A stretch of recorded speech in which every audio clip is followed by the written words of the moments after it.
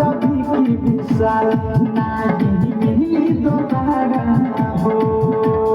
अवध सप्रेमी सुना पवन हो लागी न भारा हो देखो अनुराग दिल लगाओ तालो आगे पीछे ले जाके पड़नो छो ओई सुंदर से कहना तीर पाल हो